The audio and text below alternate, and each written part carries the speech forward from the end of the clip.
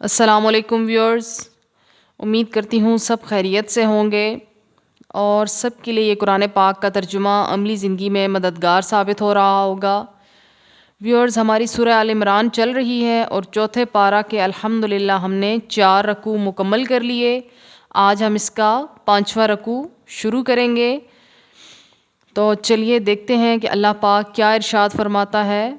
اور ہمیں مزید زندگی گزارنے کے کس طرح سے نئے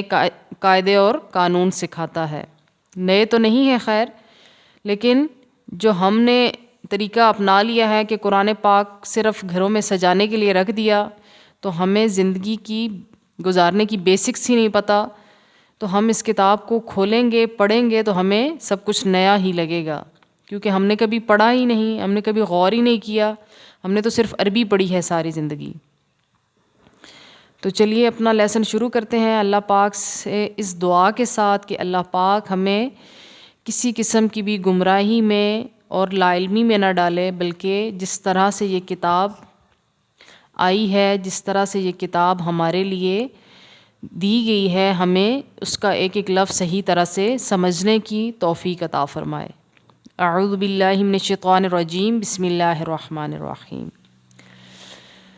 یا ایہا الذین آمنو، اے ایمان والو، لا تاکلو، نہ کھاؤ، الربا، سود، اضعافا مضاعفتن، دگنا چگنا، واتقوا اللہ، اور ڈرتے رہو اللہ تعالی سے، لعلکم، تاکہ تم تفلحون، فلاح پا جاؤ، واتقوا، اور بچو، النارا، اس آگ سے، التی، جو اعدت، تیار کی گئی ہے، للکافرین، کافروں کے لیے، وَأَطِیعُوا اللَّهَ، اور اطاعت کرو اللہ تعالیٰ کی، والرسول، اور رسول کی، لعلکم، تاکہ تم ترحمون، رحم کیے جاؤ۔ اب اس آیت میں ایک دفعہ پھر سود کے بارے میں ذکر ہوا ہے۔ سود کے بارے میں تفصیل سے ہم نے سورہ بقرہ میں بھی پڑھا ہے۔ اس آیت میں اب اس نظام کو ہی ختم کر دیا گیا کہ پہلے زمانے میں جب لوگ قرض لیتے تھے تو دینے کی باری آتی تھی، تو جب قرض خواہ کے پاس قرض نہیں ہوتا تھا، مطلب دینے کے لیے پیسے نہیں ہوتے تھے، تو وہ جس سے قرض لیتا تھا اس کو کہتا تھا تم ایسا کرو کہ تھوڑی سی قیمت بڑھا دو اور مجھے مہلت اور دے دو۔ اس طرح کرتے کرتے دگنی چگنی قیمت اصل قیمت سے بڑھ جاتی تھی۔ تو پھر اللہ پاک نے اس نظام کو ہی ختم کر دیا کہ اے ایمان والو، اور پھر غور طلب بات ہے کہ اللہ پاک نے ایمان والوں کو مخاطب کیا ہے، انسانوں کو مخاطب نہیں کیا ہے، یعنی تمام انسانوں کو نہیں، کہ اے ایمان والو، جب تم ایمان لے آئے ہو، دائرہ اسلام میں داخل ہو چکے ہو، تو اب یہ تم پر لازم ہو گیا ہے کہ تم سود نہ کھاؤ، اس کو حرام قرار دے دیا گیا ہے، کیونکہ سود کے بارے میں تو اللہ پاک نے خود قرآن پاک میں ارشاد فرما دیا کہ سود خور نے کے خلاف اللہ پاک کی کھلی اعلان جنگ ہے۔ تو اس میں یہی پھر دوبارہ سے ارشاد فرمایا جا رہا ہے کہ اے ایمان والو، تم سود کی دگنی چگنی رقم نہ کھاؤ اور اللہ پاک سے ڈرتے رہو، کیونکہ سود خور کا انجام بہت ہی برا ہونے والا ہے۔ اور پھر جس قوم کو اللہ پاک نے اتنا بڑا فریضہ دے کر بھیجا ہے، یعنی جس قوم نے دنیا کی ہدایت کے لیے محنت کرنی ہے، ان کو سیدھی راہ دکھانی ہے، تو یہ کیسے ممکن ہے کہ وہ ان خرافات میں پڑھ کے، اپنی ان ٹینشنوں میں پڑھ کے اصل زندگی کا مقصد ہی بھول جائے؟ ہمارا مقصد تو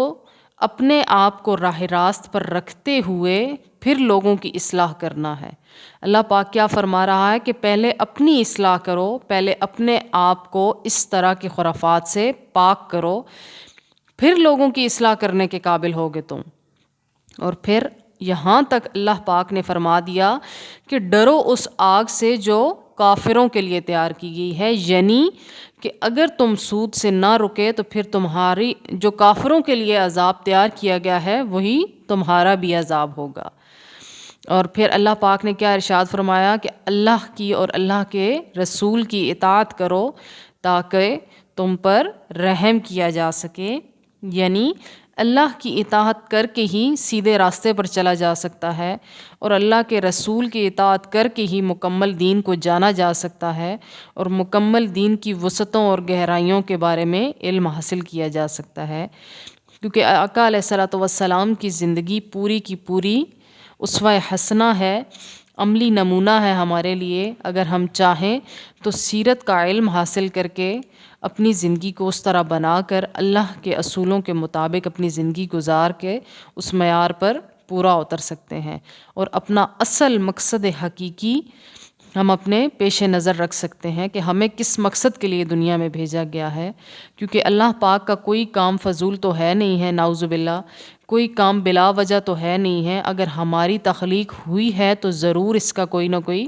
مقصد ہے، اور الحمدللہ کہ جس رب نے ہمیں اس قابل سمجھا ہے اور ہمیں اس دنیا میں انسان بنا کر بھیجا ہے۔ انسان اشرف المخلوقات ہے، اللہ پاک کا نائب ہے۔ کاش کہ ہم یہ بات سمجھ جائیں اور اس قابل بن سکیں۔ اللہ پاک ہمیں عمل کی توفیق عطا فرمائے۔ آج کا لیسن یہاں تک ہی، نیکسٹ انشاءاللہ نیکسٹ ویڈیو میں، تب تک کے لیے اللہ حافظ۔